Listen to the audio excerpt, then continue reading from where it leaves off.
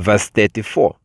As in all the congregations of the saints, a woman should be silent in the congregations, for they are not permitted to speak, but they should be subordinate, as the law says. So what I'm going to do right now, what we're going to do right now, and I'm going to do this very shortly. I don't want this to be too long. I want to make this very simple because I just want to bring this to your attention. What I want to do right now is to explain, okay, what it means for a woman not to speak in the congregation. What does that mean? What does that mean? I'm going to go ahead and explain that so you know. I just want to equip you with information.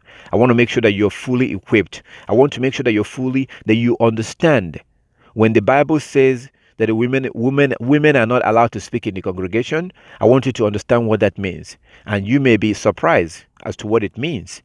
It may not be what you think that it means. When the Bible says that women are not allowed to speak in the congregation, what does that mean? What does that mean? My goal right now is part of my goal is to bring this to your attention, but for you to understand what the scripture means when it says that women are not allowed to speak in the congregation. And also when it talks about women not teaching, what does that mean? These are things that we're going to look at right now. Very quick. I want to do this real quick. I want to make this very simple. I don't want to make it complicated or difficult or long. I want to keep it very simple. So what does that mean? Let's go into that First Corinthians chapter 14.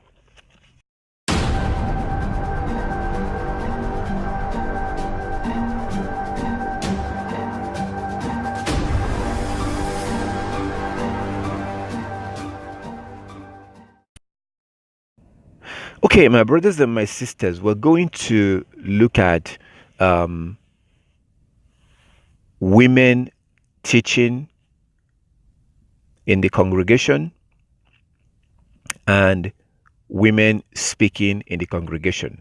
We're going to look at that again. We're going to look at it. Some of you may already know this, but we're going to look at it because I've noticed something. I noticed something that has been going on, but I just assume that you don't know. I'm assuming that you don't know. So I can't really rebuke you. I cannot be angry at you on something that you may not know, because some of you are new into this congregation. Some of you are new, so you may not know. And it's not right for me to be angry or rebuke you on something that you may not know. It is my responsibility to bring that to your attention. And then if you do it after, now that you know, then it becomes clear to me that you are really an enemy. That's how I'm going to see you. I'm going to see you as someone who don't give a damn, who don't care about the law of the Most High. So, but first, I cannot have anything against you. I cannot hold anything against you because I don't know if you know. Now, there's one of you who's supposed to know because she's been here for a long time. She's one of the longest members in our congregation. So she should know. But unfortunately, it doesn't seem like she knows. Okay, but I'm going to assume that nobody knows. Okay, I'm going to assume that nobody knows. So what we're going to do now is that we're going to, women are still not allowed to teach. Women are still not allowed to teach in the congregation or to teach the law. I say that women are still not allowed. Okay, so I'm using still for a reason. Women are still not allowed to teach. You don't have to agree with that. You can disagree with that if you want to. It's not by force. It's not meant for everybody. Some people will agree, some people will disagree. And those that do disagree, they are typically the ones that have YouTube channel and they are teaching. You could do that if you want to. But the Bible condemns that. As a woman, you're not allowed to teach. So women are still not allowed to teach. And you will never be allowed to teach the law. Because the first time that it was attempted, it was a disaster in the Garden of Eden. The first time that a woman tried to teach the law, it was a complete disaster. And that's why we're in this mess today. Because that was exactly what happened in the garden. The Most High gave commandment to Adam and Eve. To Adam. Adam taught Eve that commandment. The Most High gave that commandment to Adam. And then Adam explained it to Eve. When Adam left, Satan came, deceived her. Notice that when Adam came back, Eve was now explaining to Adam why we should eat that tree. Why we should eat of that tree. So what she was doing there, she was teaching Adam. That was the reason why the Most High told Adam, because you listened to your wife. Because what Eve was saying, Eve was explaining the reason why we should eat it. That was the reason why Adam ate of the fruit. Adam did not just come back and Eve was like, here, eat this. And Adam took it and eat. No. Eve had to teach him. This is the reason why you have been banned from teaching. It doesn't mean that all women will abide by this. Oh, no. Most women will not. Most women will not abide by this. The righteous women will. The obedient women will. But majority of the women will not accept this. So you look at the scriptures. We're doing this right now. Before we go on, we'll move on for other things that we have to do. We're doing this just so you know, for those who don't know, so that they will be able to know. Okay, so I've been observing something, like as I said, I've been observing some of you are asking question. If you have biblical question, you ask, and then I watch other women jump in and answer that question. This is something you should be ashamed of. When I make statements, sometimes I don't think that some of you understand what I was talking about. As a woman, you're supposed to have a shame. It's a shameful thing for you to jump in right here and answer a biblical question. That's a shameless thing to do. But some of you are doing it. So again, I'm going to continue to assume that you don't know. But after today, well, now you know. Let me just leave it at that. What will happen after today? Okay, so let's go to 1 Corinthians. Okay, 1 Corinthians chapter 14. 1 Corinthians chapter 14. Just so you know, because again, it's not good to jump into conclusion without even realizing whether somebody knows what they're doing or not. So 1 Corinthians chapter 14 from verse 34. 1 Corinthians chapter 14 from verse 34. Where is 34? Okay, so 1 Corinthians chapter 14. We'll start from verse 33. 1 Corinthians chapter 14, 33. For Elohim is not the author of confusion, or Elohim of disorder, but of peace. Verse 34, as in all the congregations of the saints, a woman should be silent in the congregations, for they are not permitted to speak, but they should be subordinate, as the law says. So what we're going to do right now, and I'm going to do this very shortly. I don't want this to be too long. I want to make this very simple, because I just want to bring this to your attention.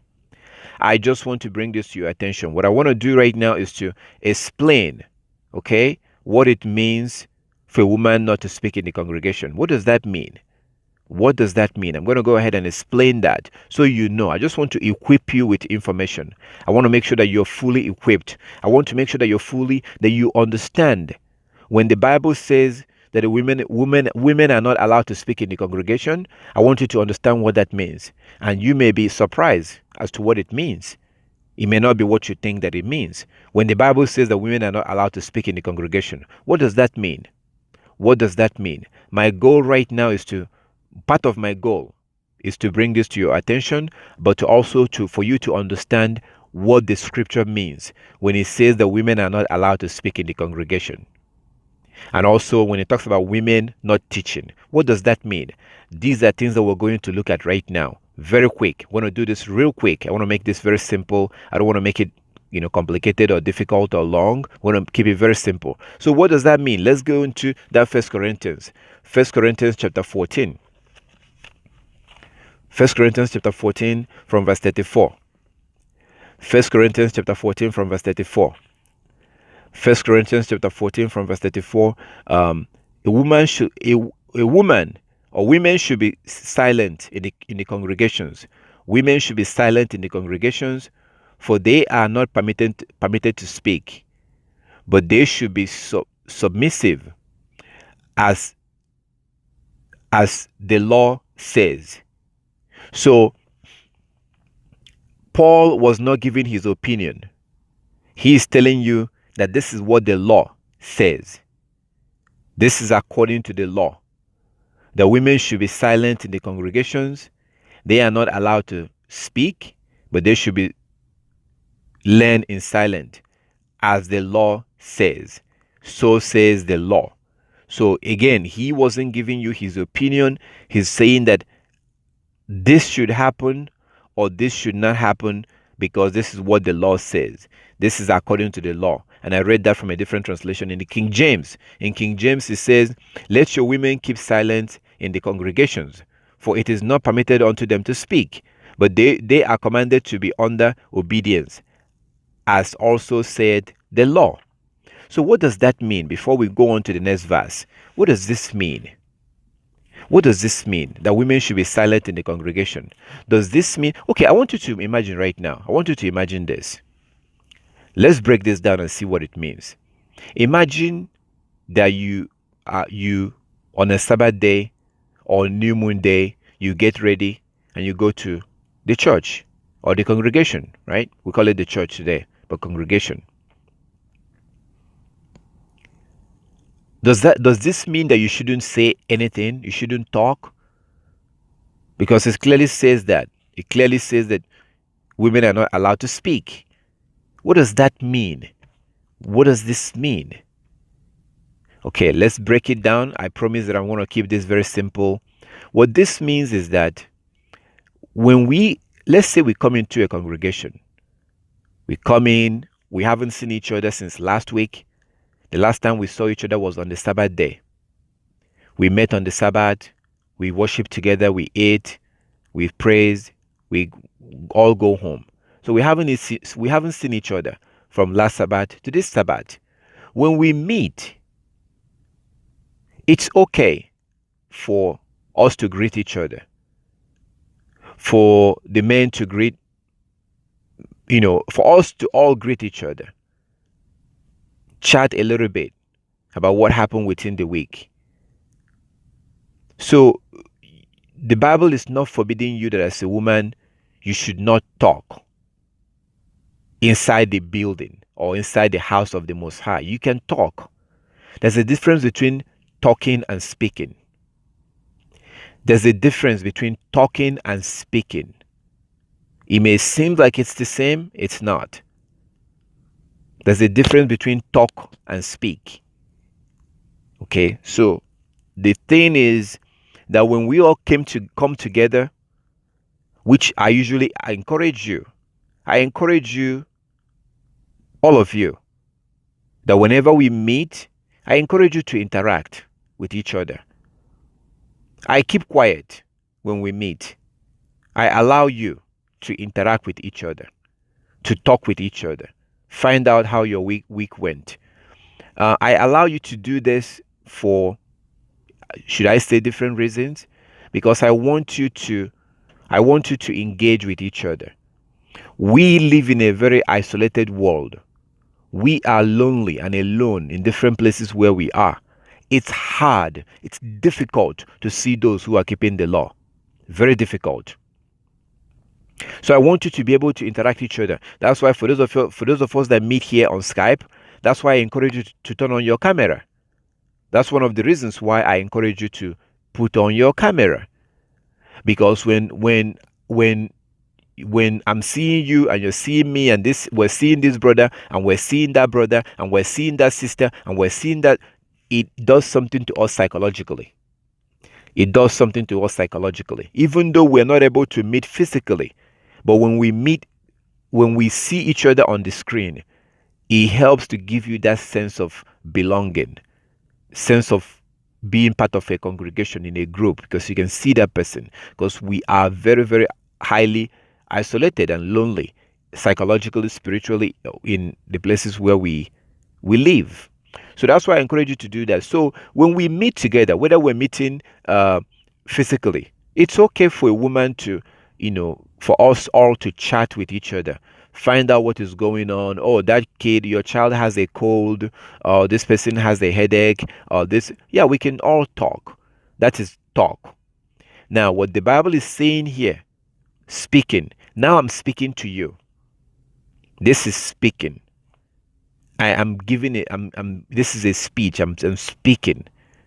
So I'm speaking to you. This is not just talk. When we all talk, we're talking with each other. So right now I'm speaking to you, and that's the reason why you don't interrupt, because I'm speaking. So this is a speech. Like when they say a speech, when somebody gives a speech, when someone goes to the UN and gives a speech, when someone is speaking, they are like on a podium, or when somebody speaks during the graduation. I'm trying to make this very simple for you to understand. Okay, when you go to a graduation and somebody is giving a commencement or whatever they call it speech, somebody is speaking, you see people are down there listening, they are speaking. That is speech. So whenever you speak to more than two people, you're giving a speech. You're speaking to people. That's speech. So that's what the Bible says. That's what the Bible means when it says that women are not allowed to speak in the congregation. So when we are outside at the lobby or at the entrance of the congregation, we can all talk with each other, laugh, eat together, chat. As a woman, you can talk. That's fine. There were women in the congregations also. So we can all talk when we're outside, when we are before the official business starts. Once we come into the congregation, once the meeting starts, then at that point you can no longer speak. You cannot speak to the congregation. You cannot speak. Example, let me give you some example.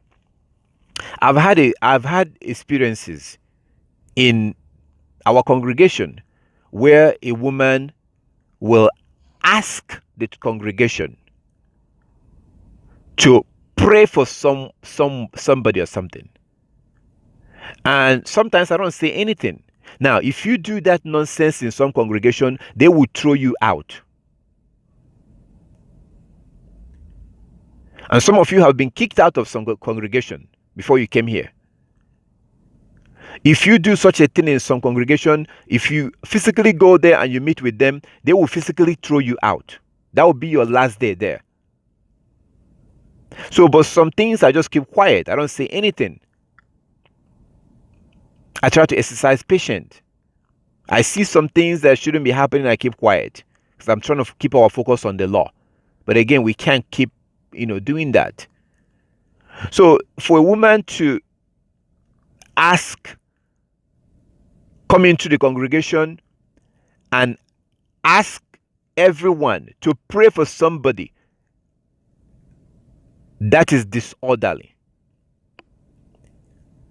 She is speaking to the congregation to pray for somebody. If you have any sense of order, you should ask the person who is in charge of the congregation to ask the congregation to pray for that person. So you still get your request on, but to go straight to the congregation and speak to them, that's against the Bible. Now, I do watch and observe things. That's why I make some statement or comment that I make. Some of you may not understand why I say those things. Sometimes I watch brothers. I watch the men. In some cases, the men are much more submissive than the women. Because I watch brothers, I watch men. They will say, they will, can I say something? Can I speak? But then you watch the women go on and just speak. You watch a man taking permission before he can speak. But then the women will go right ahead and speak. A lot of the times, some of the times I don't say anything. But that will not continue to happen. That will not continue to happen anymore. So when we are outside before the congregation, before the meeting starts, you can speak, and I do want you to speak. I don't want you can talk. I want you to talk. I would like all of us to interact with each other. Find out what happened. How was your week? How did things go? Why? Because, like as I said, wherever we are alone most of the times. We are with people. We are with our children, our brothers and sisters, our mothers and our fathers, but we're still lonely. We live with all these people that we live with, but we are still lonely. That is just the truth. Spiritually, we are lonely because all these people that surround us in our homes, they don't want to keep the law. So I want you to be able to interact with your brothers and sisters here. So the Bible is not banning you from ever talking in the congregation. It's speaking, and some of you have been doing that a lot. You've been speaking to the congregation. Now, if I keep quiet, I will be held accountable. I will be punished. And if you think I will let you put me in trouble, you are joking. You are drunk or something. If you think I will allow you to put me in trouble in front of the Most High, look at the book of Revelation. Look at how Yeshua Christ accused that congregation of letting that woman teach. And Yeshua called her Jezebel, that she was teaching. You don't see Yeshua yelling at her or talking to her. No, Yeshua was accusing the congregation. Those who are in charge of the congregation, they were the ones who were supposed to stop her, but they kept quiet. The reason why most men keep quiet today is because they are no longer real men. These are often men that have been raised by single women. They don't know how to be a real man. They are not righteous men.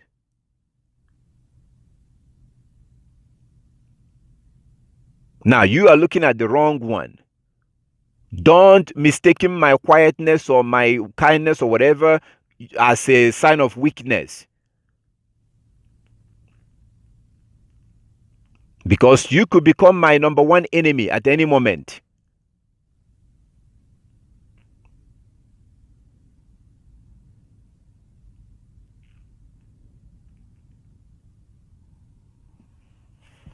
This is not your average Israelite. Don't underestimate my whatever as a sign of weakness. I will not let anybody put me in trouble. So you better check yourself and control yourself. So, to be more specific, again, a woman is not allowed to speak in the congregation. I've explained what that means. You can talk, and I do encourage you to talk. You guys don't even do it. It's sad that what you're supposed to do, you don't do. What you're not supposed to do, you do. We're going to get that. We will get to the teaching part. What you're supposed to teach, you don't teach. You refuse to teach what you are supposed to teach. You don't teach it. What you are not supposed to teach is what you're teaching. We'll get to that part. But continuing with this speaking thing, you can talk in the congregation. Like when we meet, before we start, you can talk. You can open up your mic. You can talk you can talk if you want to. You're not forced to talk. But once the congregation starts, once the meeting starts, you cannot speak. You have to keep your mouth shut. You're not allowed to speak to the congregation. A woman is not supposed to speak to the congregation. If you want the congregation to know something, go to the leader of the congregation. Go to the person who is in charge of the congregation and talk to that person. And they will pass that message along to the congregation. Or you can go to the people individually. Nobody will stop you. If you choose to go to the people in the congregation individually, that's up to you. But you cannot come to the congregation and speak to the entire congregation. You cannot do that. You cannot do it in a building. You cannot get up on top of the podium and talk to the congregation. You cannot open your Skype and talk to the congregation either and speak to the congregation. So there's a difference between speaking to the congregation and talking with individuals. That's a two different thing. And I do encourage you to do one. I do not encourage you to do the other. You're not allowed to speak to the congregation. Like somebody will ask a question and you're explaining it to them in the congregation. Like making statement, like you're speaking. So whenever you start saying something and everybody stops and begin to listen to you, you're speaking to the congregation. If you have a message, if you have something, you can still pass it on to the congregation through the person. That's the order. Look for the person who is in charge of the congregation and be like, oh, brother, there's this person, this brother or this sister, they have a problem, they need some prayer. Please, if you can ask the congregation to pray for them. Your message can still get across to the congregation, but you do it orderly. Just like a man. I want to keep this very simple. I want to keep this video short. I don't want to make it too long, but I have to explain these things. Let me explain that order to you. See, you and I. Okay, let's example the book of Revelation. The Most High did not give you and I the book of Revelation. Look at Revelation chapter 1 from verse 1. Revelation chapter 1 from verse 1. The Most High gave that book to Yeshua, Christ. Yeshua gave it to the angels. The angels gave it to John, and John passed it down to us. That is the order. I cannot approach the Most High by myself. Christ, Yeshua, is my advocate. Our Heavenly Father has set up Yeshua, Christ, to be the mediator, the intercessor, the lawyer between us and the Most High. Ever since Adam and Eve sinned, the Most High did not want to deal with us directly anymore. That's why we have Yeshua, Christ. So we approach our Heavenly Father through Christ. He is our mediator. That's why He encourages us to keep the law. No one can ever approach our Heavenly Father by themselves anymore. So the men approach our Heavenly Father through Christ. That's the order. Our Heavenly Father set up Christ. We will not be allowed in the presence of our Heavenly Father without our Savior, Christ. He is the intercessor. He is the mediator. He is the lawyer that teaches us the law, helps us to understand the law and abide by the law.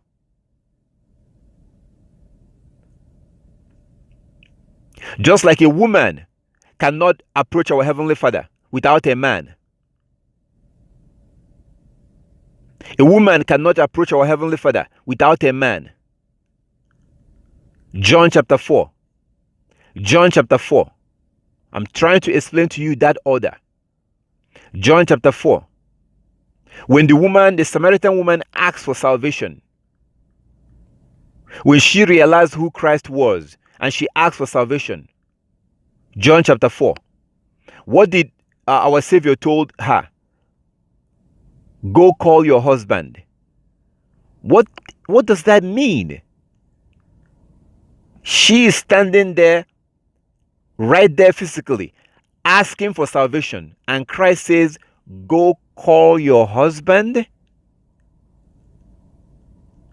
That doesn't make any sense if you don't understand the order. So without a man, she cannot receive salvation. That is the order. So for those of you feminists out there who are claiming that you don't need a man, go ahead. Keep claiming that you don't need a man. And I'm not talking about sex. I am not talking about sex.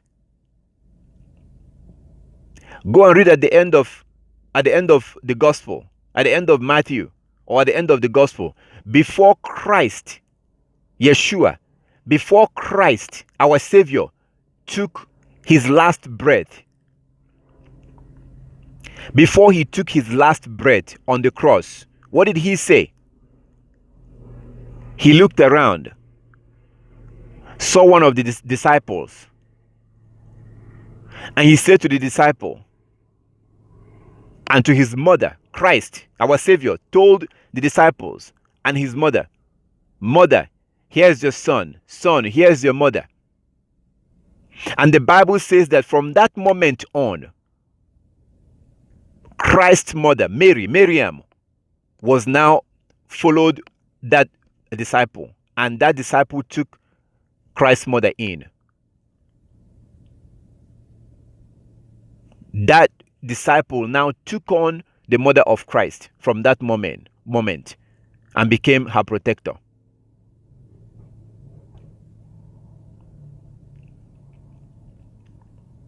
From that moment,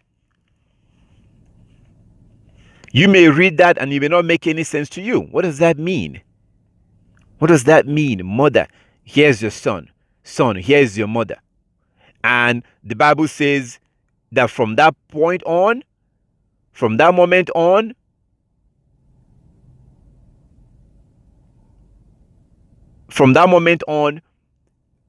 this disciple now took on this took on the mother of Christ. So some people call that covering today. But I'm pointing this out because some of you will easily misunderstand what I'm saying and think I'm talking about sex. And then you go look for a man to quote unquote be your covering. And then before you know it, you start having sex with him. No, that's not what I'm saying. You will not call my name on the judgment day. I will deny you. I'm denying you right now. I'm never asking you to go look for a man to be your covering, to start having sex with him. That's not what I'm saying. I'm never asking you to go look for a woman to quote unquote be her covering and then start having sex with her. I'm denying you right now. That's not what I'm saying. I'm not talking about sex.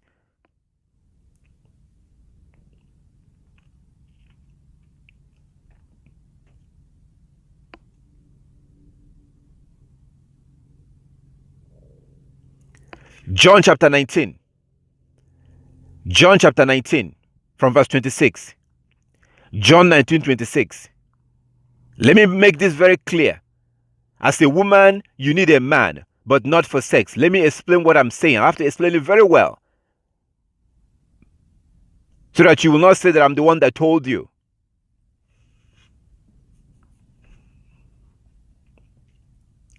John chapter 19 from verse 26. Well, let's go up a little bit before that. Start from verse 25. John 19:25. Now there stood by the cross of Yeshua his mother and his mother's sister, Mary, the wife of Cleophas, and Mary Magdalene. So this is happening at the cross. He was on the cross. That's what's going on here. Now there stood by the cross of Yeshua his mother and his mother's sister, Mary, the wife of Cleophas, and Mary Magdalene. Verse 26. When Yeshua therefore saw his mother and the disciple standing by, whom he loved, the disciple that he loved, the disciple that he loved,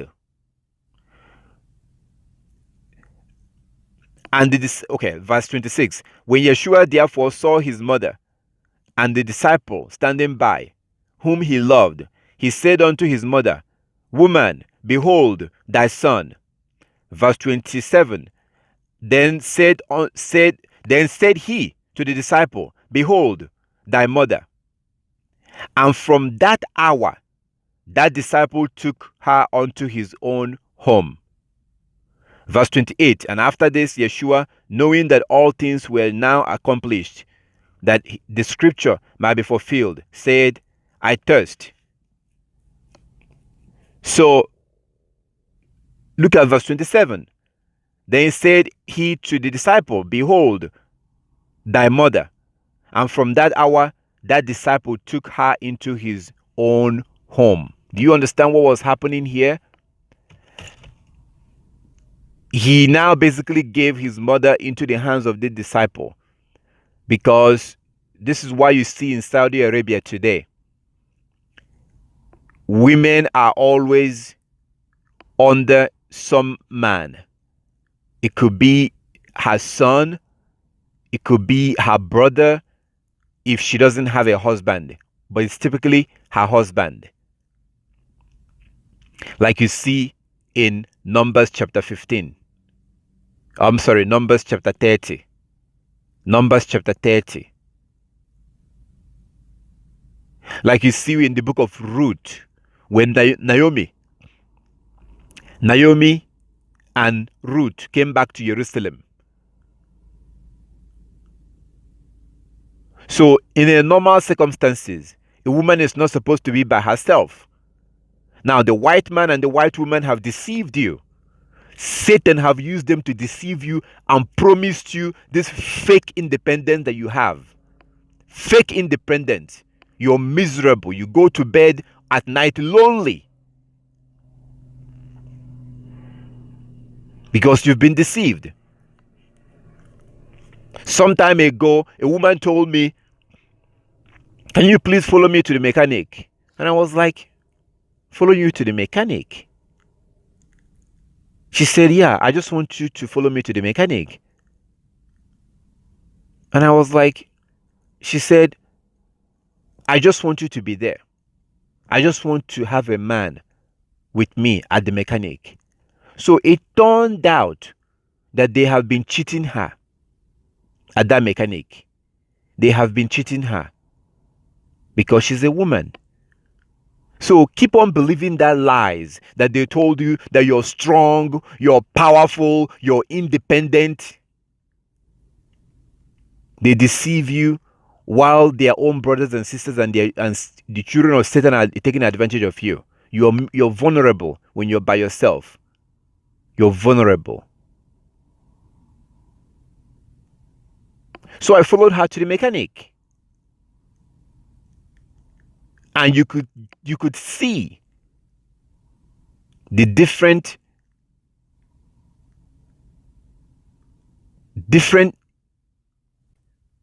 you could see, because men respect men.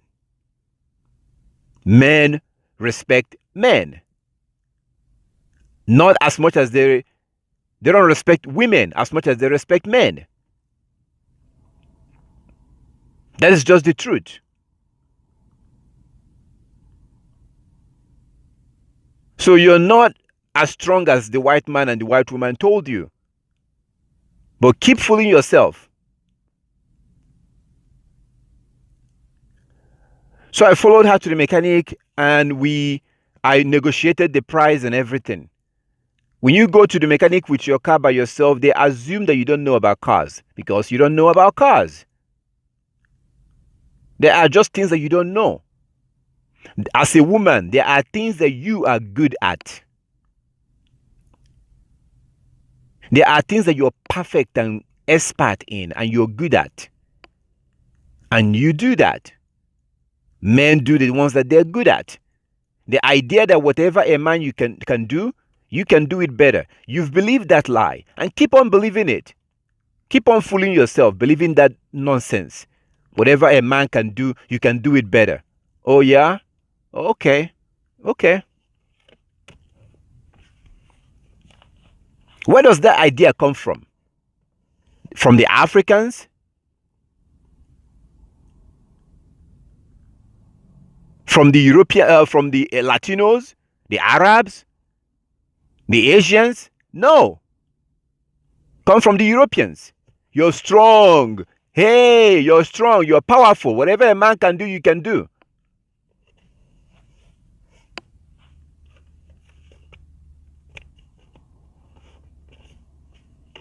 So you think you don't need a man, and you have kids.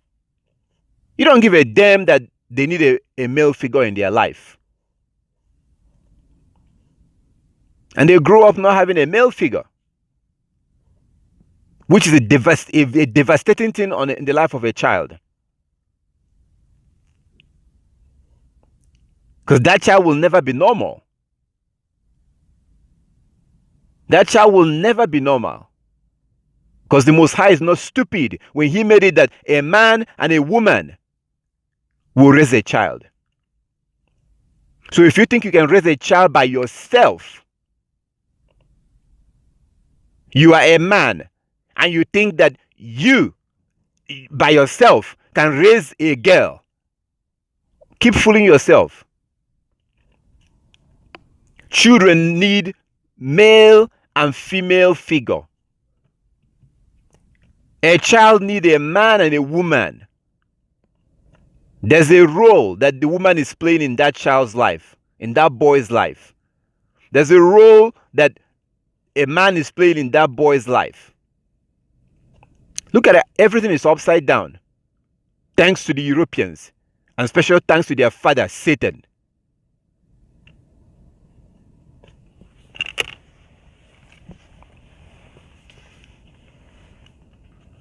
Revelation chapter 12 verse 9. Satan deceived the whole world. So as you can see, this is what I was talking about. About you needing a man. Miriam was not having sex with that disciple. I have to clarify that. This is not sexual. You cannot approach the Most High without a man. Is that a coincidence? John chapter 4, Samaritan woman asks for salvation. Yeshua says, go call your husband.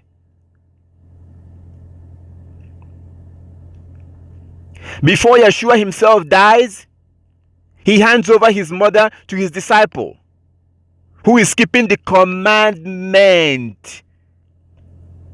Yeshua had brothers, James and the rest of them, as you can see in John chapter 7 from verse 1.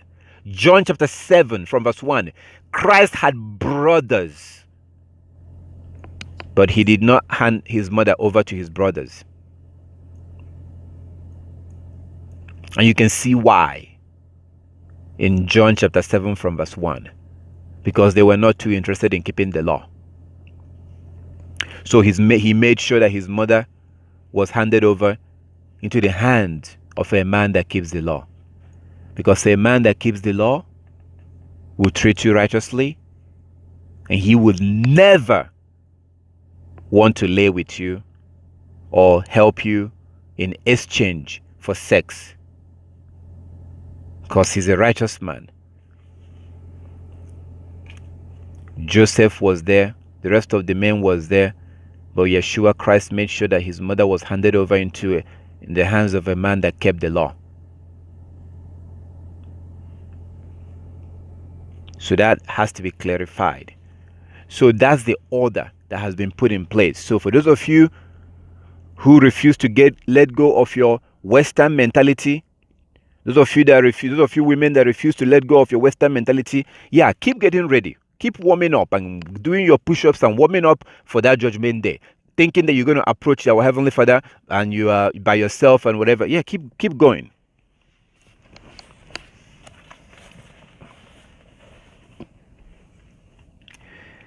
That's the order.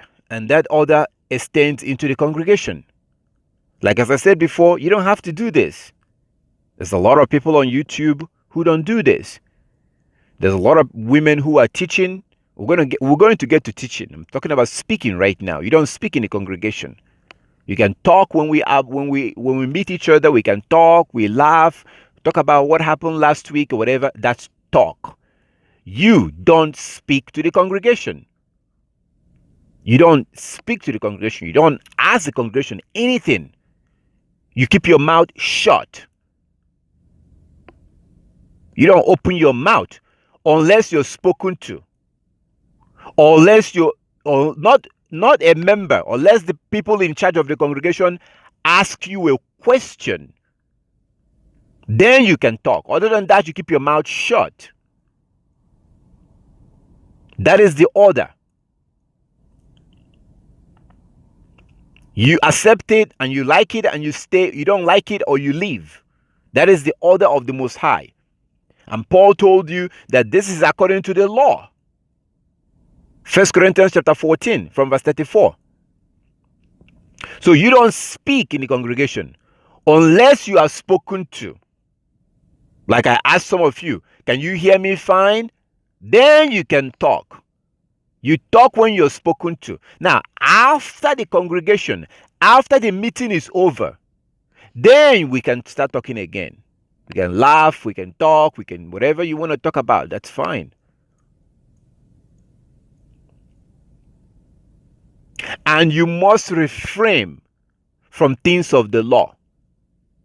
Like, for example, today, a sister was giving a testimony, writing something about that she discovered a congregation in her area in Korea. Stuff like that is fine. That's fine. But you must refrain from things of the law. If you understand how important this is, if you understand how dangerous this is, you will be running away when it comes to talking about the law as a woman. You could, like, when it comes to teaching the law, or you should be staying away. Wise women will be doing this. You see how reluctant Deborah was in Judges chapter 4. Deborah was reluctant. Even though today people have now spin it around and try to make her look like a leader. If you read the book of Judges chapter 4, but not just chapter 4, people only quote chapter 4. Read chapter 5. You see that Deborah was pushing the men of Israel to take the lead. And those sissies, those weak men, said to Deborah, if you don't go with us, we will not go. Deborah was reluctant to take that lead because she knows, or she knew, of Genesis and what happened in the Garden of Eden. Only foolish women will try to put themselves in a position of leadership, in a position of teachers. Only fools. And unfortunately, there's a lot of fools in the world today who are fighting to lead, fighting to teach. And you know what? I'm not going to stop you. If that's what you want to do, go ahead. Because Christ did not even try to stop you. Revelation chapter 22. He says, if you want to be unrighteous, go ahead. You want to be righteous? Go ahead. So I don't have time to waste and chase you around or whatever. No. No. We're not going to do that. I'm not going to chase anybody around. We are not going to do that. So a righteous woman should be refraining from speaking in the congregation. I think I've explained that enough as to what it means. There's a difference between talking and speaking. Talking, you come in with your kids, I come in, we all come in and we're laughing and we're talking, how was your week?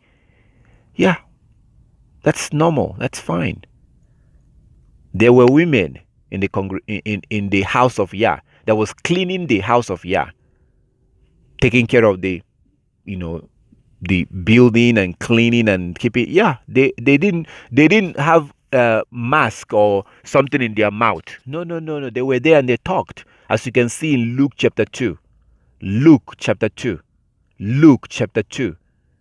There was a woman that her husband died, and she decided to, you know, her work, because you have the Levite and the priest. There are women that clean the temple, and they didn't lock their mouth. Like, for example, Hannah, Hannah, Hannah, Hannah, First Samuel, First Samuel, chapter 1. When Hannah was praying inside the house of Yah. She was praying when Eli came in, and Eli saw her mouth moving, but there was no words coming out because she was praying in her heart. And Eli was like, "Woman, you're drunk." And you saw that Hannah said to her, "My master, your maiden or your maidservant is not drunk."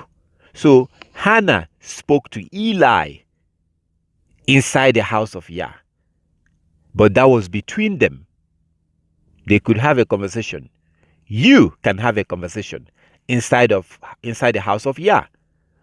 But you cannot speak to the entire congregation. You cannot do that. If you want to pass a message or whatever along to the entire congregation, you talk to the Levite or the priest or to the whoever is in charge, and they will pass that along. We had a similar situation here some time ago, some of you may remember, where a sister went and got a video from another congregation and posted it for all the congregation.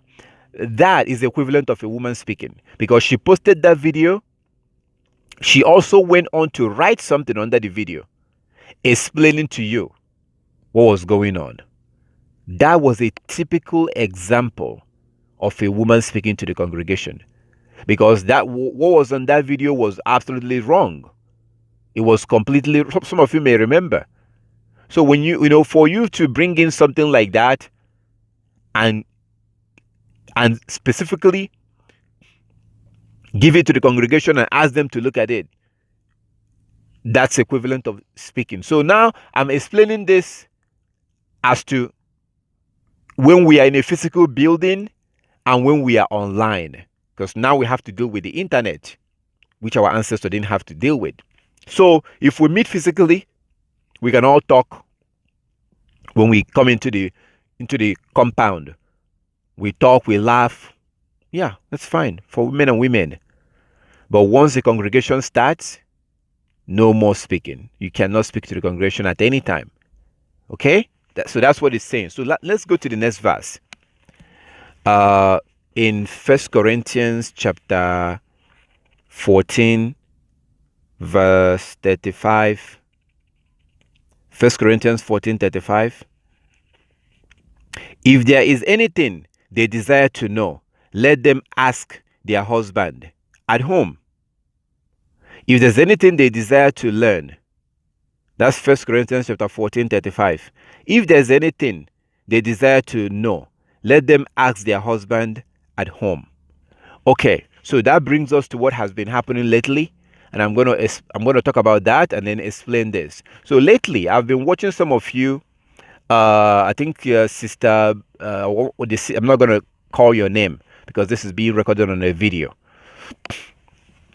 I'm not going to name your name because this is being recorded, but you know who you are. The sister in London. You've been asking questions. You've been posting questions, and you will ask the entire congregation. You've done this more than once, more than twice. I've noticed that you've been doing that. You've been posting questions. I don't have any problem with you having questions. Okay, I get questions from different parts of the world. I speak to people almost every other day, people that have questions. I have no problem with you having questions, but I notice that you've been posting questions and you will ask the congregation. And pretty much each time you do this, the other sister will jump in and answer your question. Majority of the time, when you do ask the congregation question, I notice that other sisters will also jump in, not all the time, but sometimes, majority of the time. There's only few brothers that have answered your questions. Majority of the time, the other sisters will come in and answer your question. That is not biblical. Okay? So as you can see in First Corinthians chapter 14, verse 35. Please mark that place. I want everybody to know about these things. Okay? I want everybody to know about these things because I'll probably not repeat this again, especially for those of you that are here right now and you're hearing this. This will be the first and the last time I'm going to do this with you. I will continue to mention this because we have new members coming in and they don't know about this thing. So I'll continue to mention it once in a while. But for all of you who are hearing this right now, if you violate this, you're going to be thrown out. Okay. Because I will not allow you to put me in trouble because the Most High is watching us to see what we'll do. So we cannot gather together and claim to be the congregation of Israel, but we just ignore the Bible. What's the difference between us and Christians then? What will be the difference between us and Christians? So, as you can see in 1 Corinthians chapter 14, verse 35, it says that if there's anything they desire to know, let them ask their husband at home. Okay, I understand that some of you, my sisters, don't have a husband at home. I totally understand that. We all understand what is going on. We understand what happened. So maybe you don't have someone to ask at home. So, but one thing I want you to see is that, as you can see in 1 Corinthians chapter 14, verse 34, it says that, verse 35, 1 Corinthians 14, 35, if you have question, you're supposed to ask your husband at home. So do you see that your question is not supposed to be posed to the congregation? Do you see that? Your question was not supposed to be directed to the congregation. I know you don't know this. I get it. That's why I'm not mad at you. That's why I'm not going to be rebuking you, because you probably don't know. And that's understandable. But now you know that if you do have question, you don't pose your question to the congregation, which you have been doing. No, you're not supposed to do that. You're supposed to ask your husband at home. Now, for whatever reason, if you don't have a husband at home to ask, that's fine. That's when you can now ask the person in charge of the congregation. Also, for whatever reason, if you don't want to ask him, that's fine. You can look for brothers in the congregation and contact them directly and ask them. That's fine. So this is not like, oh, you're not allowed to ask questions to the congregation. You must ask the leader of the congregation. No. In a normal circumstances, if everything is right, it makes sense that you will be asking the leader of the congregation. But you don't have to, because maybe you disagree with him. Maybe you don't like the answer that he gave you on that question, or whatever, for whatever reason.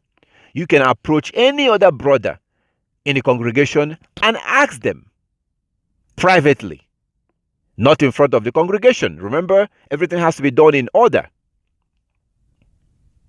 So you could do it that way. You could ask a brother, contact them privately, if you don't want to ask the leader of the congregation for whatever reason. And I'm giving this information to everybody everywhere. It doesn't matter where you are. Okay? I'm giving a general information right now. So it's not okay for you to ask everybody in the congregation right there. And it's very insulting to the person in charge of the congregation It's very insulting. And most men will take it personal. Most men will be emotional about this. They'll be furious. They'll be angry.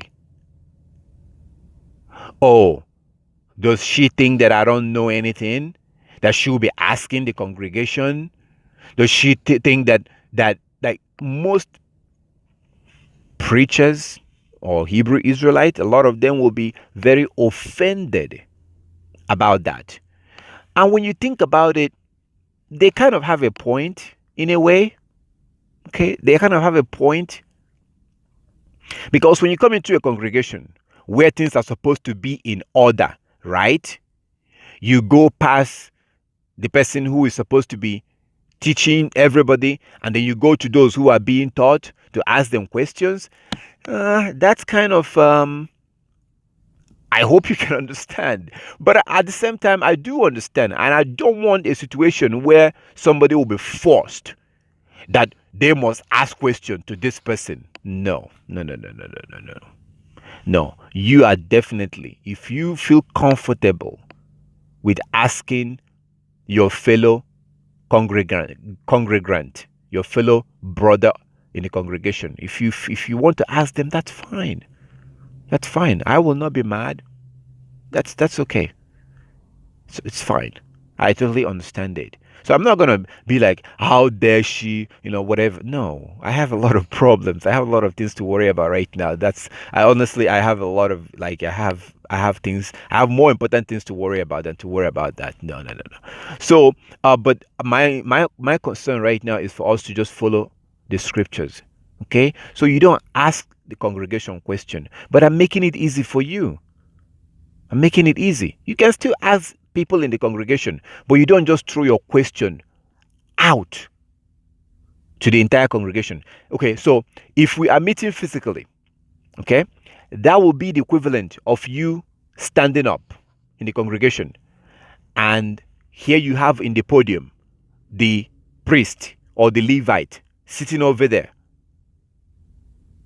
You have a bunch of men, bunch of women, and kids, and you stand up. Imagine this, please. I want you to imagine this. You stand up. You have the priest.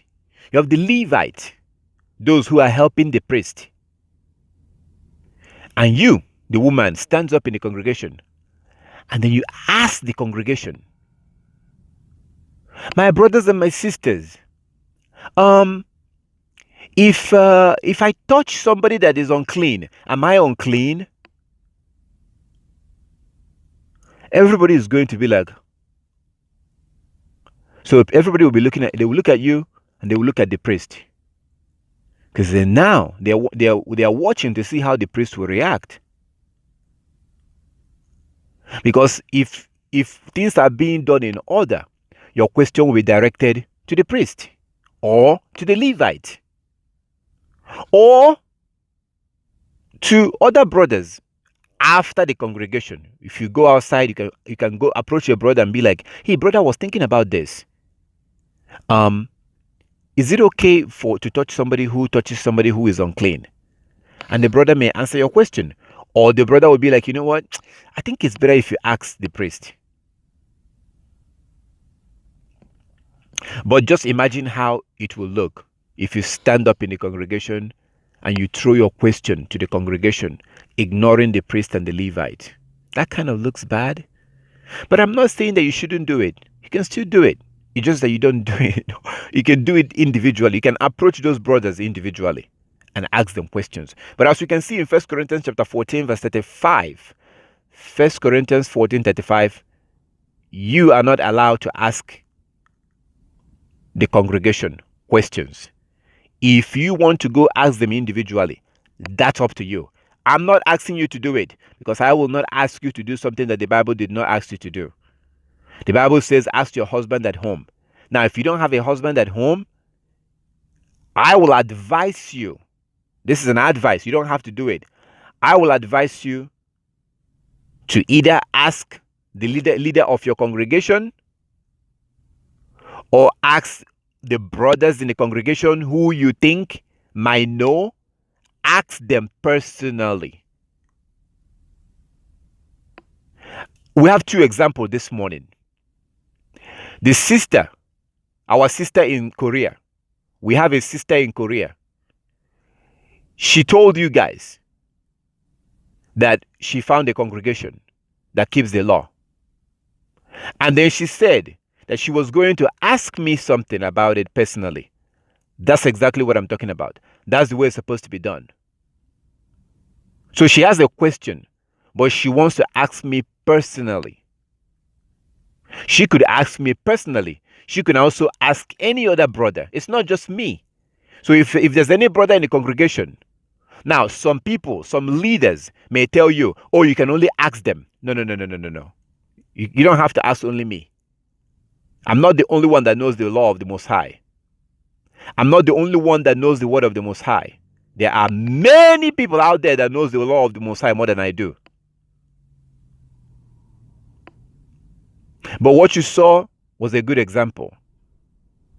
She said, here's the situation. I found this congregation. I have a question in terms of the Gentiles and the Hebrews or whatever. I'm going to ask the brother personally. That's the way it's supposed to be. That is according to 1 Corinthians chapter 14. So again, if I ask you, like I do sometimes, do you have a question? Then you can ask in front of the congregation. So you're doing it because I asked you. If I don't ask you, you keep your mouth shut. So, for those that do have question, like for example, what happened this morning is a good example. So the sister could have asked her husband. If her husband doesn't know, or if she doesn't have a husband, then she can ask a brother in the congregation or ask the person who is in charge of the congregation. Now, the brothers in the congregation, they're typically learning. I don't really know why you want to ask somebody who is also learning, but you can do that too. And if they know, they will answer your question. And sometimes they do answer it the right way. And sometimes I will say, hey, yeah, that question that this brother answered you, that question that the brother Heaven answered you, he got it right. He got it right. That was the right answer. Because I want everybody to learn. I want all the brothers to learn. I want you to keep growing. I want all the sisters to keep growing. I don't want you to be limited. I don't want you to depend on me because I'm not going to be here forever. I want you to keep growing. I want the young brothers to grow and become greater than me. I want the young brothers to be more radical than me. I want the more brothers to hate our enemies more than I hate our enemies. I want the young brothers to love the Most High more than I love the Most High. I want the young brothers to know the law of the Most High more than I know the law of the Most High. And I want you all to stay away from our enemies more than I'm staying away from our enemies. I want you to be greater. I don't want you to be limited. I don't want to keep you down and have you just rely and depend on me. I want you to know these things more than I do. I want you to become greater when it comes to the things of the law, the Sabbath, the feast days, and the rest of them.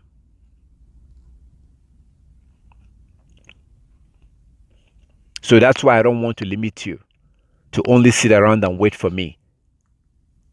You can also ask other brothers, and hopefully they'll be able to give you the right answer from the scriptures. So no asking question to the congregation. You can ask me or you can ask other brothers. Now, if I ask you a question in the congregation, I'm asking you that question for a reason. At that point, you can stand up and you can speak because I'm allowing you to speak. You will have to be allowed to speak. And you better start learning right now. You better start learning that you have limitations. All that nonsense that the Europeans have told you is all a bunch of lies. You better know that you have a place and you have limitations and you are a woman. And you speak when you are allowed to speak in the congregation. And you better start being okay with that.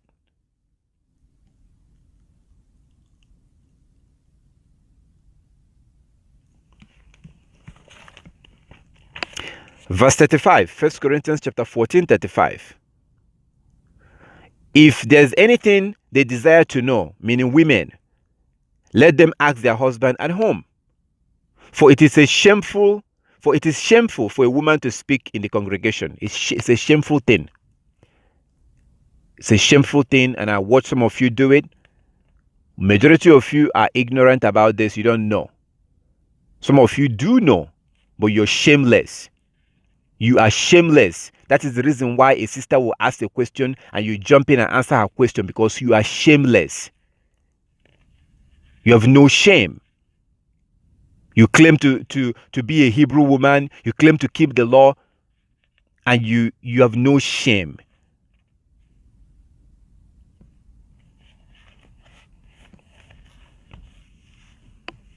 I have a sister.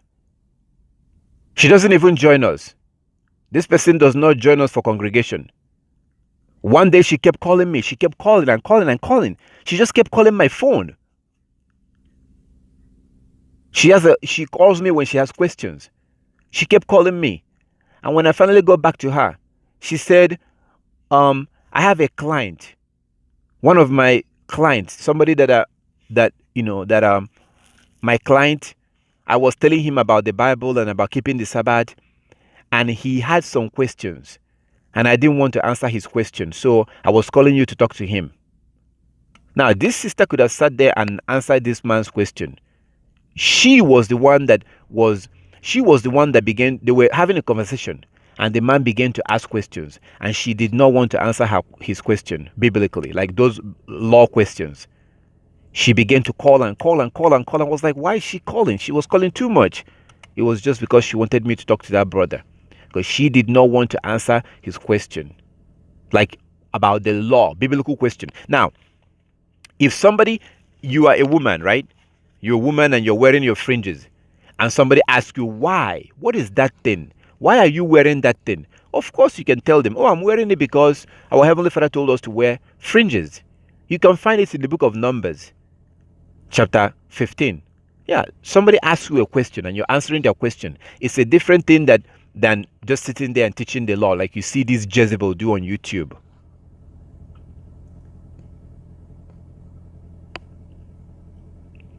So that you're keeping Sabbath and you say, oh, I won't be available on Tuesday or Wednesday or Thursday because I'm keeping the Sabbath. And somebody asks you, what do you mean keeping Sabbath on Thursday?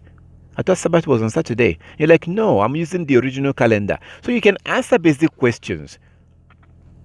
You can answer when people ask you, why are you doing this? What are you doing? Why are you doing it? You can answer them those things. You're not going to say, you can't be in a store and you're wearing your fringes and somebody asks you, hey, excuse me, what is that thing in your clothes? And you can say, oh, sorry, I can't tell you because I'm not allowed to teach.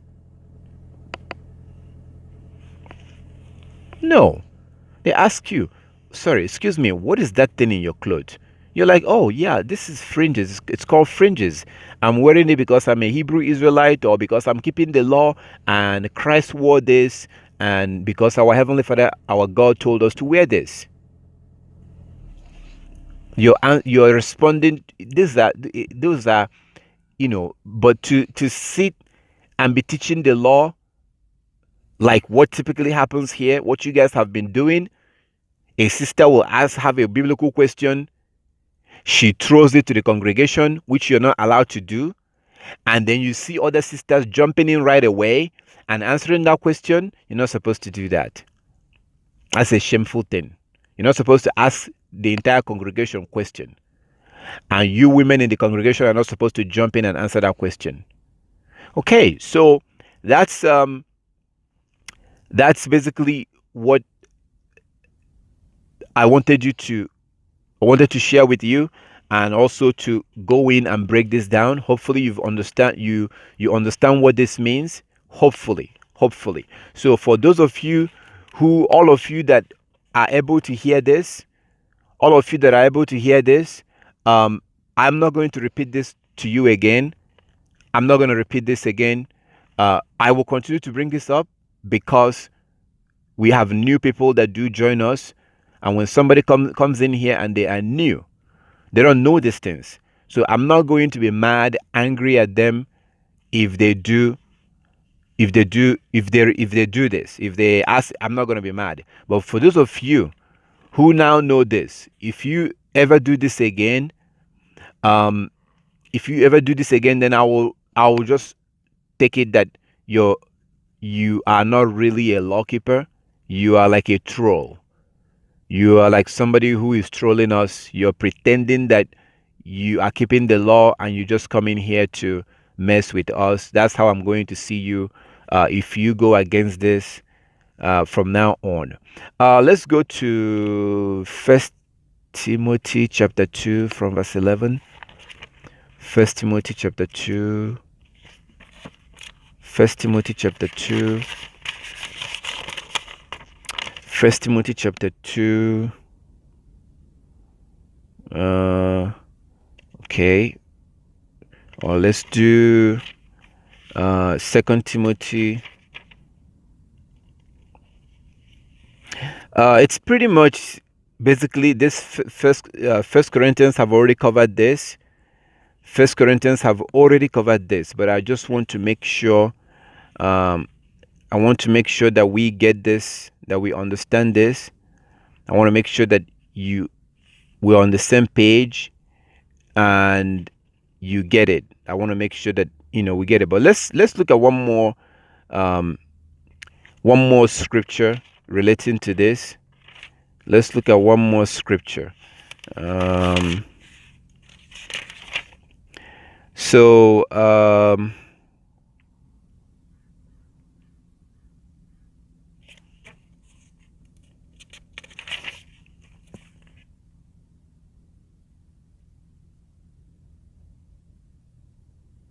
So First Timothy chapter 2 verse 11.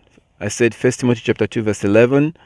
But I think we'll probably start before that. Let's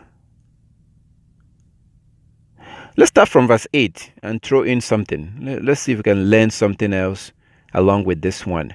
So First Timothy chapter 2 from verse 8. First Timothy chapter 2 from verse 8.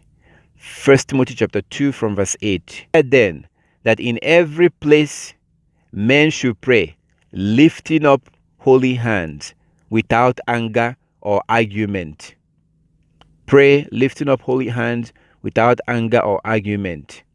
Verse 9. Also that the women should dress themselves moderately and decently in suitable clothing, not with their hair braided, or with gold, pearls, or expensive clothes.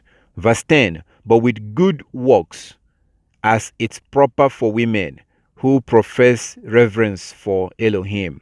Verse 11. Let a woman learn in silence with full submission. Verse 12. 1 Timothy chapter 2 verse 12. I permit no woman to teach or have authority over a man. She is to keep silence. Verse 13. For Adam was formed first, then Eve. Verse 14. And Adam was not deceived, but the woman was deceived and became a transgressor. Verse 15. Yet she will be saved through childbearing, providing they continue in faith and love and holiness with modesty. So when you look at verse 15, you see that most women today will not make it. If I tell you that most women you see today, 90% of them will not make it, you think like, whoa, what? Are you God? Well, look at the requirement in verse 15. Yet she will be saved through childbearing. Well, you need a man to bear a child, right? Well, not anymore. Yeah, because you have lesbians who are bearing children now. They're still using a man's sperm, but they don't need the man physically. So it says, yet, 1 Timothy chapter 2:15, 1 Timothy 2:15, yet she will be saved through childbearing, provided they continue in faith, love, and holiness with modesty. Now, these are things we don't see anymore. We don't see modesty anymore. Most women today are now walking around half naked. No more modesty, no more holiness, being set apart. Holiness set apart, holiness set apart, holiness set apart. Are you different from other women? Are you like really different? Is there, can we see a difference? I'm not talking about your heart, I'm talking about physically. Can we see a physical difference? Same thing with the men. Same thing with a man. Can we really, is there a difference between you and other men? Physically. There should be a difference between us and the rest of the world. That is called holiness, set apart. There should be a difference. A lot of the time, people are staring at me when they see me. A lot of the time, people are staring at me. They'll just be looking. When I go out to the store in public, people stare at you. Because as soon as I walk by, I look different. I have my fringes. I have my beard. So that fringes is very noticeable. It's very, people notice it right away. They don't see that thing all the time. Why? What is that thing in his clothes? Why is he wearing that thing? Man, he looks crazy. So there should be a difference between us and the rest of the world. In the way we dress, in the way we behave, in the way we talk.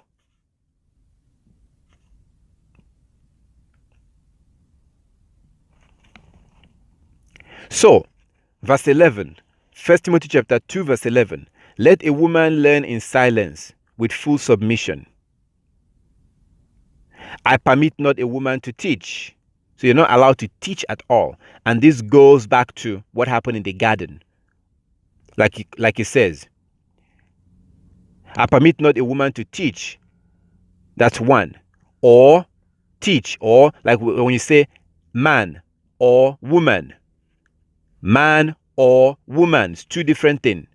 Two different things. Man or woman. So I permit not a woman to teach or have authority over a man. Now, those are the two things that you see very commonly today. The system that we live in, the European system, the satanic system, have taught you to now exercise authority over men.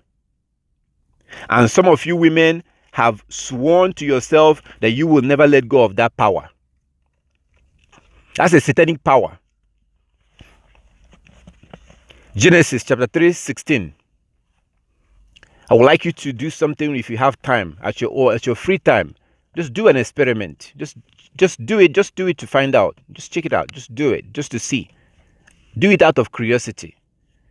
Google Genesis 3:16 NLT. Genesis 3:16 NLT. Because in the rest of the translation, they kind of watered it down. They say that you will desire your husband, but he will rule over you. Which doesn't make any sense. How can she, the woman, desire her husband?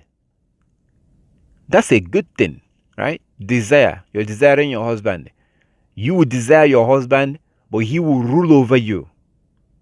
That doesn't make any sense. Because some things were left out. Like it doesn't make any sense. But if you look at that translation, it says, you will desire to control your husband, but he will rule over you.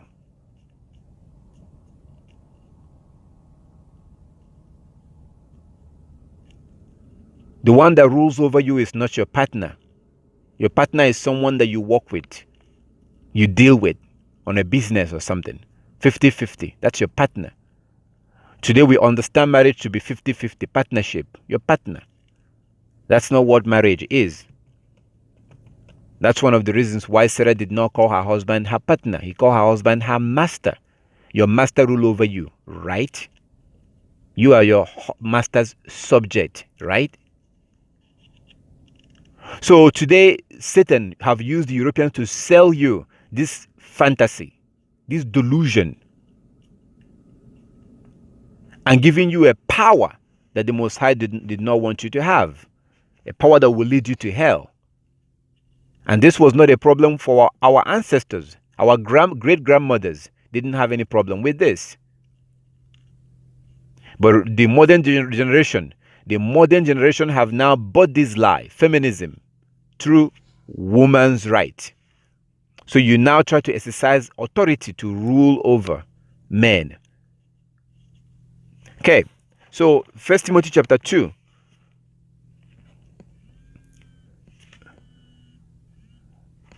1 Timothy chapter 2, verse 12.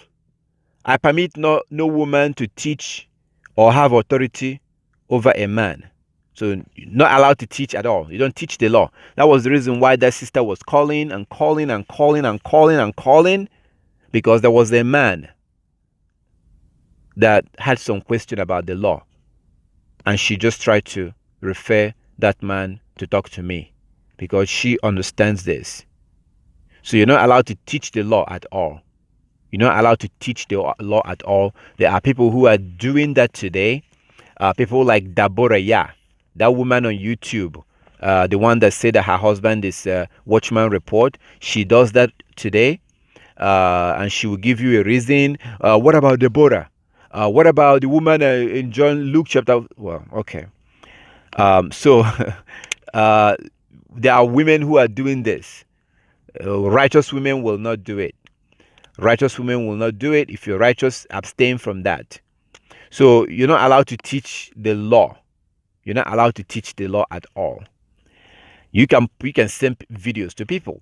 Now that we have videos on YouTube, you can find video if you want to talk to somebody, which is actually more effective. Just yesterday, I was talking to a sister called me yesterday, and she wanted to talk to her family about interracial marriage. And she was asking me how she can do that. I said, okay, just ask them to read Jubilees chapter 30. Because if they read Jubilees chapter 30, actually, most of the things you're going to be saying have already been said in Jubilees chapter 30. Just have them read it.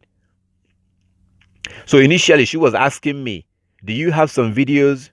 My family is going to come. I'm going to spend time with my family.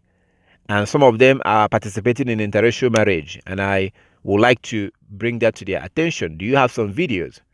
I say, yes, I have some videos about it. But also have them read the book of Jubilees chapter 30. So that's the kind of things you can share videos with people. You can, if you want them to know something, you can share videos with them, but you don't teach. You don't teach the law. You don't teach the law. And speaking of teaching, let's see if we still have anything here. 1 Timothy chapter 2. 1 Timothy chapter 2. Okay, we're pretty much done with 1 Timothy chapter 2. So no teaching of the law. You don't do that. So that's very important for those of you sisters who always jump in to ask questions that was asked by other sisters. Some of you do jump in right away. You jump in within, a sister will ask a biblical question, in less than 1 minute, you're already responding. You're already responding. You're not supposed to do that. And you know yourselves. Again, I'm just, I'm not going to be, I don't want to really, I should not rebuke you. I'm not going to do that. I'm hoping that we will all understand this. My desire here is for you to keep growing. I want you to be better. I want you to have a better relationship with your Heavenly Father. My desire is for us to keep moving forward. I really hope and wish that we will continue to grow spiritually. Learn the law more and more and keep the law. Because that's what brings us back to our Heavenly Father. That is my wish. Are we all going to do that? Unfortunately not. Some of you will still disagree with all of this, which is fine. If you want to disagree, that's okay. You can do whatever you want. Okay.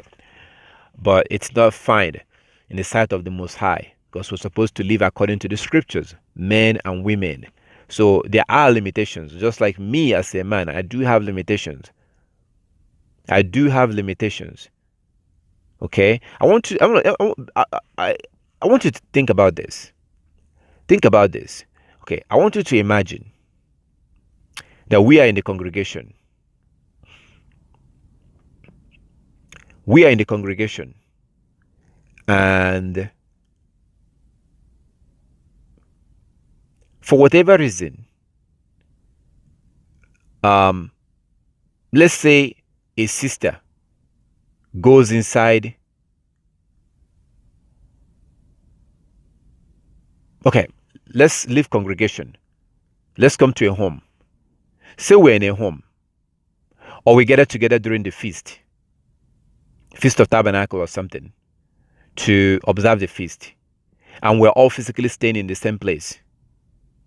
Let's say, for example, a sister goes inside the bathroom and maybe slips and falls and became unconscious. But for whatever reason, this sister is in the bathroom taking shower. I'm trying to explain to you our limitations. There are limitations, and only fools will not acknowledge that we do have limitations. I, as a man, I have a limit of what I can do and what I cannot do. You have a limit, but we've been deceived. Satan have deceived us using the Europeans to think that whatever I can do best, you can do. Whatever, anything goes. Only fools will believe that nonsense. So let's say a sister, for whatever reason, gets injured in the bathroom where she was taking shower.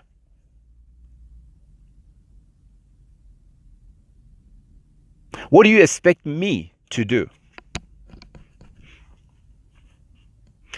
We're all there, and this sister goes in to take shower.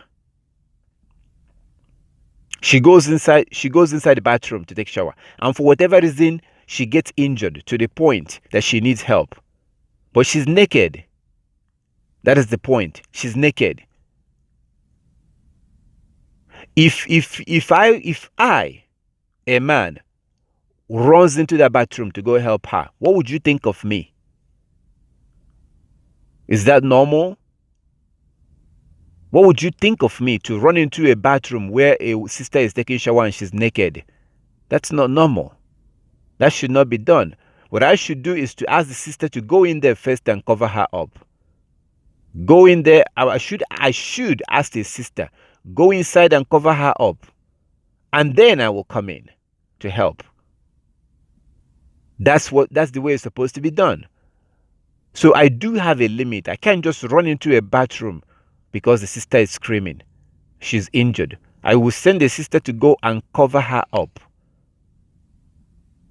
Because a sister can see a sister naked, but I cannot just see a sister naked unless if she's my wife or my daughter. So we do have limits. And only a foolish man would think that I can just run in there. And if I do that, you'll be looking at me like, that's not normal. Even though we don't care about normal anymore, because this is normal. Everything about normal is about this book. But of course, we don't care about this book anymore. So we do have limitations. In the normal circumstances, I should send the woman to go in there, use a towel or something and cover her up. Then I can come in. So same thing when it comes to you have to understand and acknowledge that as a woman, you do have limits. And that is also the true here. And if you're here and you don't like that, you quietly leave. Quietly. And there's a good news for you, because there are many congregations out there that will be more than happy to accept you, to come in as you are. But if you're going to be here, you must abide by these rules, these biblical rules. If you don't like it, you could quietly just leave, and that will be okay. That will be fine. Absolutely. The Most High doesn't care about quantity. He cares about quality. I don't care about quantity. I care more about quality. Quality. I don't want to be jumping and shouting hallelujah with a bunch of people who don't care about actually observing the law. No. Okay, so Titus chapter 2. As you can see in 1 Timothy chapter 2, 1 Timothy chapter 2, 1 Timothy chapter 2, says that women are not allowed to teach. That means teaching the law or usurp authority over the men. We get that. Let's go to Titus chapter 2. The next chapter, Titus chapter 2. Titus chapter 2 from verse 3. We'll start from verse 1. Titus chapter 2. But as for you, teach what is Titus chapter 2 from verse 1. But as for you, teach what is consistent with sound doctrine. Verse 2. Tell the elder men to be temperate, serious, prudent, and sound in faith, in love, and in endurance. Verse 3. Likewise, teach or tell the older women to be reverent in behavior, not to be slanderers, slaves to drink, meaning drunkards. They are to teach what is good, so that they may encourage young women to love their husband, to love their children. Verse 5. To be self-controlled, chaste, good managers of the household, kind, being submissive to their husband, so that the word of Elohim may not be discredited. So, this is what a woman is supposed to be teaching, because women do have power. A woman do have power. That power, Satan have stripped you of that power. As a woman, you have power, but Satan have deceived you into abandoning your power. And then he deceived you into chasing after power that is not right for you, a foreign power. And that power have made you miserable. That power that you're chasing, that power have rendered you miserable, lonely, miserable, not happy, because it's a foreign power. It's a foreign power, power of leadership, rulership. You're not supposed to rule. You're supposed to be under someone that will rule over you, that will not everyone, under a righteous man, that keeps the law. So in that way, everything will work the way they're supposed to work. But Satan have made you to abandon your original purpose, which is to teach. Look at what Solomon's mother was teaching her son. Proverbs 31. Look at what Solomon's mother was teaching her son. So as a woman, you do have power to shape these children, because they are much, much closer to you than they are to their father. So, but unfortunately, you take that power and you give it away by sending your children out to be taught by someone else. So women is supposed to teach, but they're supposed to teach the children and other young women. Today we have a record number of young girls who are now losing their virginity at the age of 12, at the age of 11. At the age of 12, they are getting pregnant and they are proud for being pregnant at the age of 12. I showed you a picture the other day. So women are no longer focusing on teaching other young women.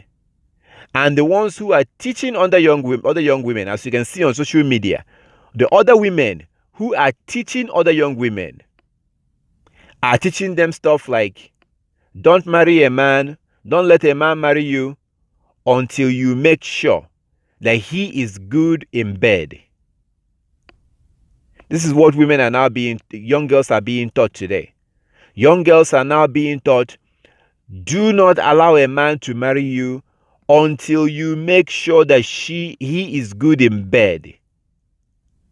So in other words, be a whore. That's what young girls are being taught today. Young girls are now being taught, don't let a man abuse you. If he abuses you, leave. Leave him. What is abuse?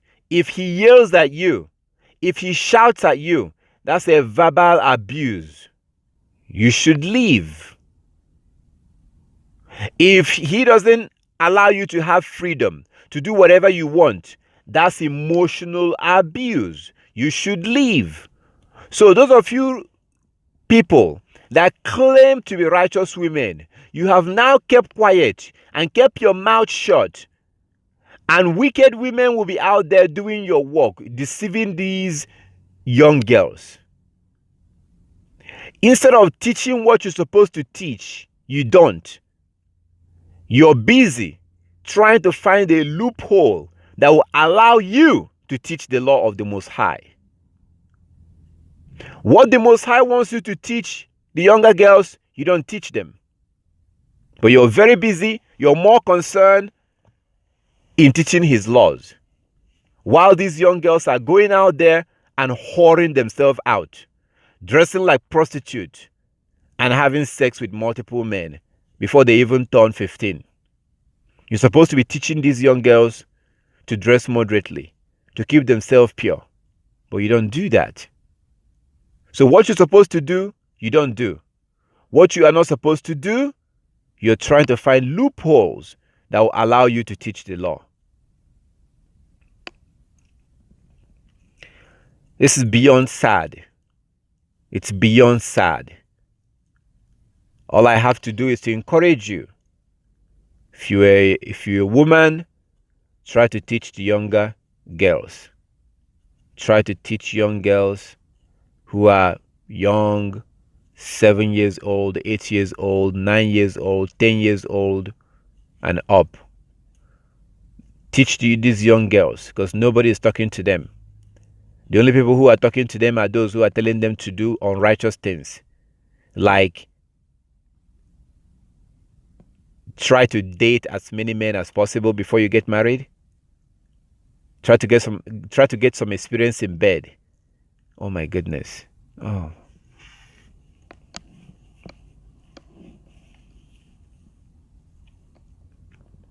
There are people who are putting videos on social medias advising girls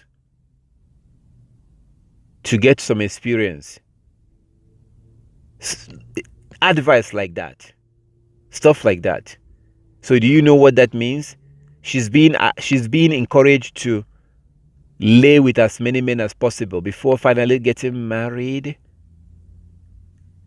She could get disease by doing this. She could get pregnant by doing this, which means abortion. And most importantly, when she's doing this, she's taking on the DNA of these men, because she's being asked to sleep with as many men as possible. She's going to sleep with some of these men without condom, taking on their DNAs. So it's a very shameful thing that to see women that claim to be righteous, to see those that claim to be righteous, to see them fighting, see them looking for loopholes, trying to figure out a way they can teach the laws of the Most High, while ignoring what they're supposed to teach the young girls. It's a very sad situation. And these young girls only have worldly people to look up to and listen to.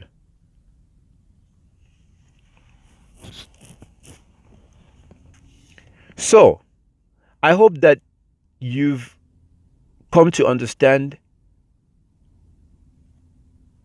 when it comes to a woman not being allowed to teach or speak in the congregation. I hope that you understand what that means. So to summarize, speaking in the congregation means to stand up and talk to the congregation or address the congregation. The word speaking, sometimes we say address. So if you have a bunch of people who are a bunch of workers who are not happy with their employer and they are protesting, the head of the company Their employer can go outside and address the workers and give a speech and speak to the workers or address the workers.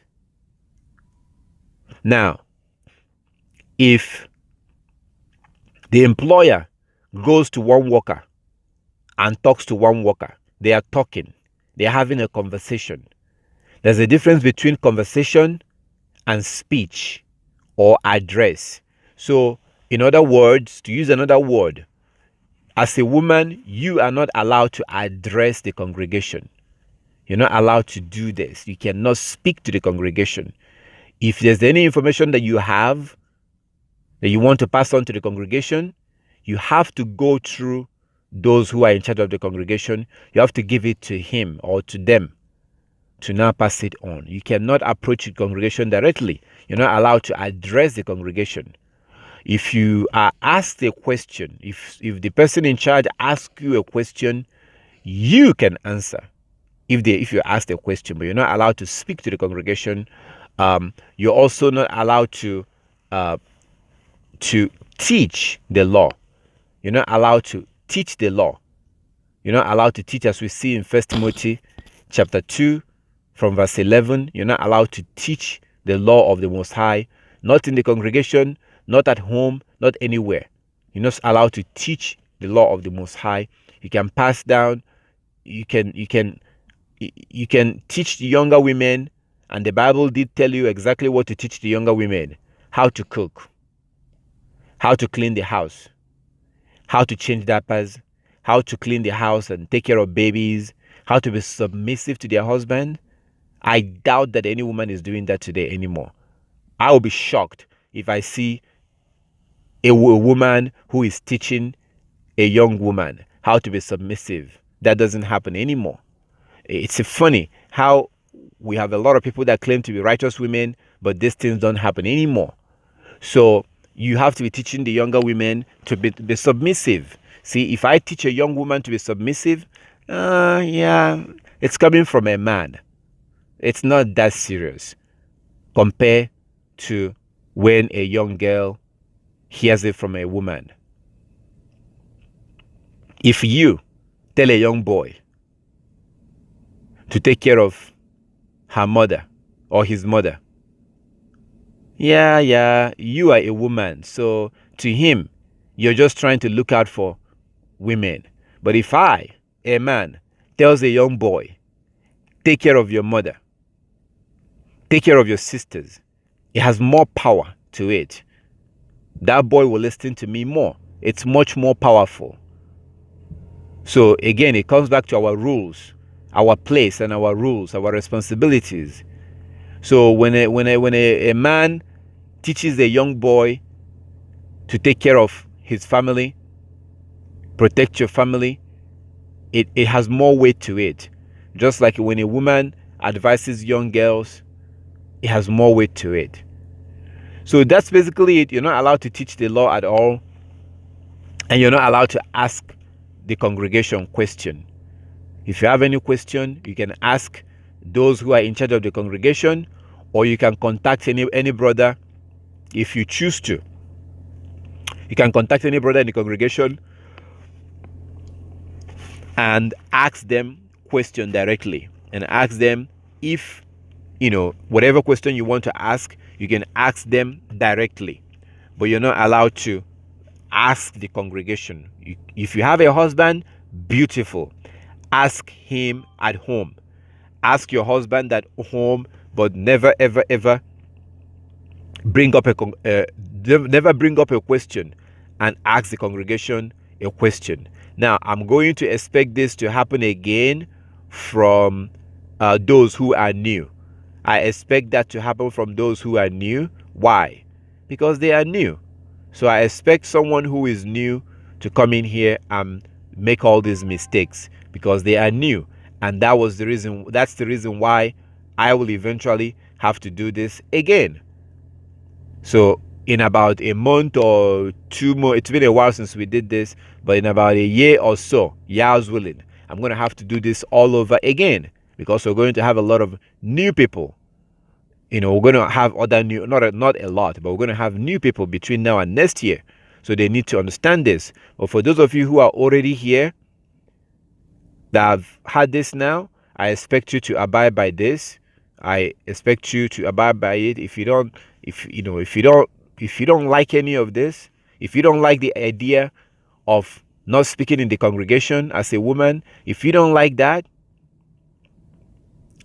and if you don't like the idea that you're not supposed to ask the congregation question, or you don't like the idea that you're not allowed to teach, you have freedom, not freedom, but like we see in Sirach chapter 15 from verse 15. You could choose, if you don't have to accept it, you could choose to do whatever you want. It's just that it's not here. You can't do that here. You cannot. If you're here, you have to accept it. You have no choice. Or actually, you do have a choice. You could leave. So if you don't like it, you can leave. But as long as you're here, you have to abide by that rule. Again, to be clear, when we meet, we can laugh, we can talk. I'm going to ask you, how was your week? You can tell me about how your. Of course, I'm asking you to tell me how was your week. I expect you to explain to me. Oh, it was fine. All praises to Yah. That's good. That's wonderful. We're just talking. But as soon as the congregation begins, like now, as soon as I start speaking or addressing, you cannot speak unless I ask you to speak, which I'm about to ask you right now. I'm about to ask you to speak. I'm about to ask you if you have a question. I would love to, for those that do have a question, I want to make sure that we're clear. So I'm going to give you an opportunity to open up your mic and ask a question relating to this. If you have any question, you can open up your mic and you ask a question. So when you're asked to speak, you can speak. When you're not asked to speak, you have to keep quiet. You're not allowed to teach. If you have information that you want to share with someone, address them or send them to a brother to teach them. You don't teach them. Send them to a brother that will explain to them. Okay? So, if anybody has any question, you can open up your mic and then you can go ahead and ask question relating to this, because somebody may have a question. I can't just assume that you understand exactly what we just went through. I can't just assume that. I have to assume that maybe somebody has a question. Okay, does anybody have any question relating to this?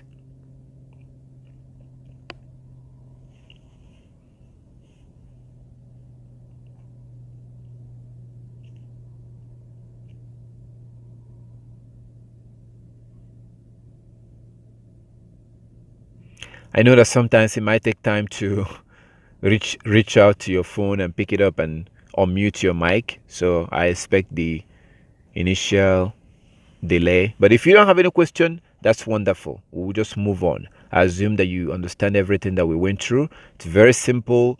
I will encourage you to go back to 1 Corinthians chapter 14 from verse 34, or actually from verse 33. 1 Corinthians chapter 14 from verse 33. Yah is not the author of confusion, and you're not allowed to speak in the congregation or Brother Toby, you're going in and out your voice. You're not coming in clear. Okay. So some of you are not really hearing me very well. What I was asking is, do you have any question relating to what we studied right now, what we went through? Do you have any question? Does anybody have any question before we close?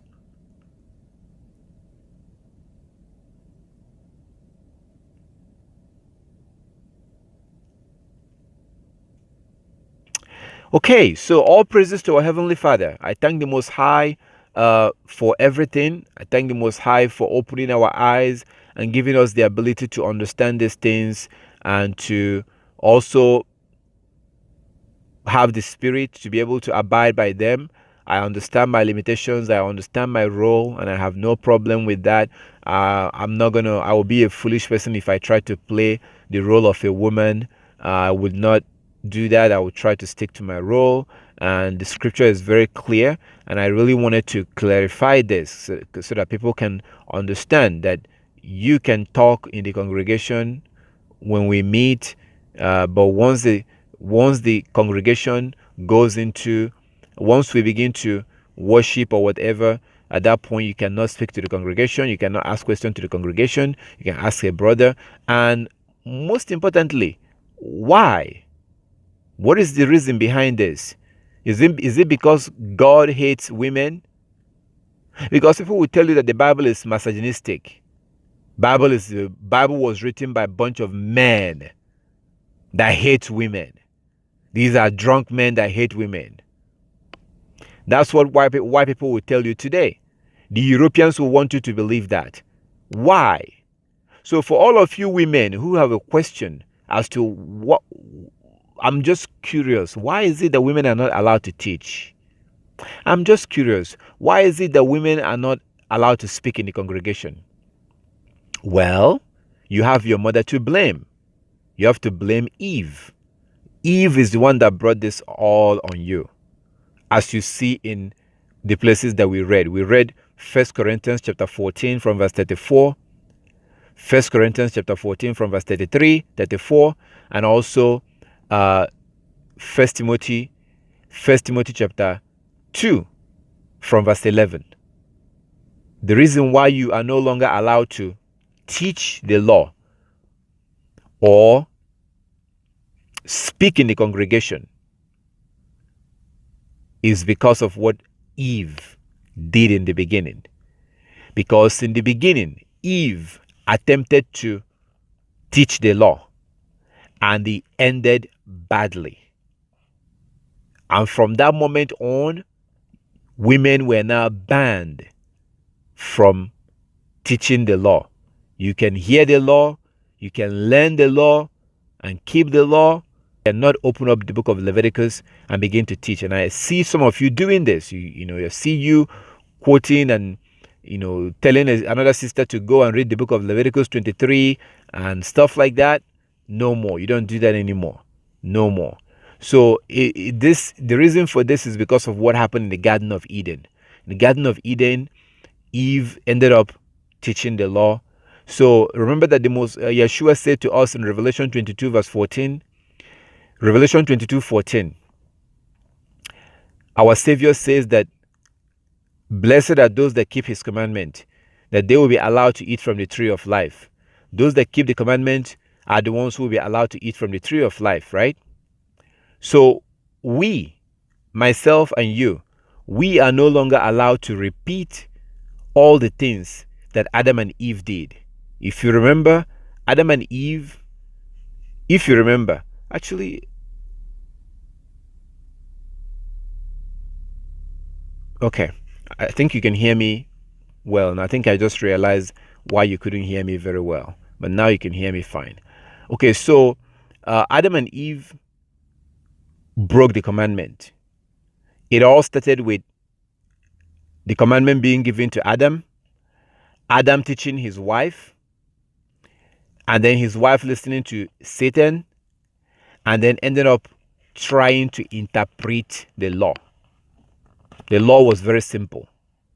Do not eat of that tree. Period. That was the law. Eve tried to teach that law, interpret it, and of course she got it wrong. That was the problem. That's why you're no longer allowed to do it. So you're supposed to listen to the law and keep the law. You're not allowed to teach the law. That's the reason why women are not allowed to teach. That is the reason. So if you want to make it into the kingdom, you cannot teach the law of the Most High.